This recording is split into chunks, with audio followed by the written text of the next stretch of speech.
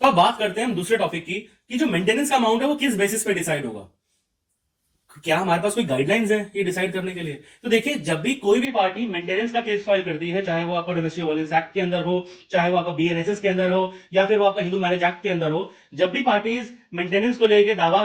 File करती है तो दोनों पार्टीज को इंटर मेंटेनेंस डिसाइड होने से पहले इनकम एफिडेविट सबमिट करना होता है as per the guidelines laid down by supreme court in the case of Ranjesh versus Neha. हालांकि इनकम एफिडेविट उससे पहले का है, पर इस केस के अंदर इनकम एफिडेविट को एक शॉर्ट और एक प्रिसाइज फॉर्म दे दिया सुप्रीम कोर्ट ने, जिससे कोर्ट को बहुत आसानी हो गई इंटरिम मेंटेनेंस डिसाइड करने में।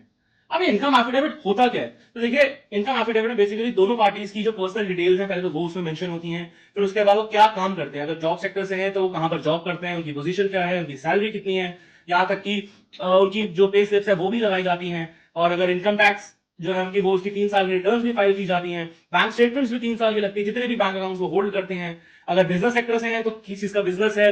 कैसा बिजनेस है, पार्टनरशिप है, प्रोप्राइटरशिप है, कंपनी है, ये सब उसमें मेंशन होता है। इनफैक्ट उनकी एनुअल टर्नओवर कितनी है ये भी मेंशन होता है उसके अंदर।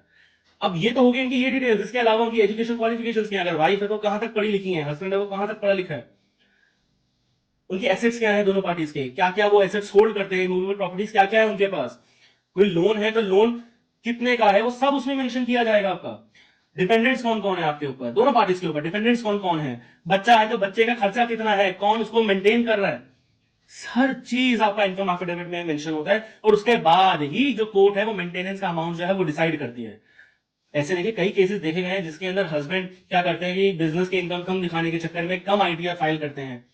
तो कोर्ट के सामने उनके पास जो आईटीआर है वो कम अमाउंट की होती है। फिर कई बार ऐसा भी होता है कि हस्बैंड कहते हैं कि हमारे मैं कोई काम ही नहीं करता, मेरे पास कोई काम ही नहीं है, आई एम जॉबलेस। उस सिनेरियो के अंदर कोर्ट क्या करती है, मिनिमम वेज एक्ट के हिसाब से मिनिमम वेज जो है वो डिसाइड करती है।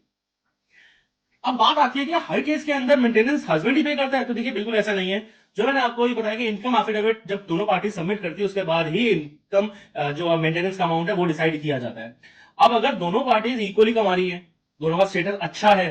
तो आपको मेंटेनेंस पे नहीं करना, कोर्ट मेंटेनेंस अलाउ ही नहीं करती है, क्योंकि फाइनेंशियल कंडीशन दोनों पार्टीज को ध्यान में रखते हुए ही कोर्ट डिसाइड करेगी कि क्या मेंटेनेंस का अमाउंट बनना चाहिए नहीं बनना चाहिए। अगर बच्चा है तो बच्चे की गार्जियनशिप किसके पास है, बच्चे का खर्चा कौन उठा रहा है अभी, वो सब ध्यान में रखा जाता है। यहां तक कि जब बच्चा माइनर एज का है और किसी भी एक पार्टी के पास उसकी गार्जियनशिप है, या फिर वो अभी उसके पास रह रहा है, तो जो मेंटेनेंस का अमाउंट है और अगर पार्टीज दोनों कमाने वाली हैं तो उस सिनेरियो में जो इंटर मेंटेनेंस का अमाउंट है बच्चे के प्रति वो भी डिवाइड हो जाता है। तो ये एक मिसकंसेप्शन है कि सिर्फ हस्बैंड को ही मेंटेनेंस का अमाउंट पे करना पड़ता है।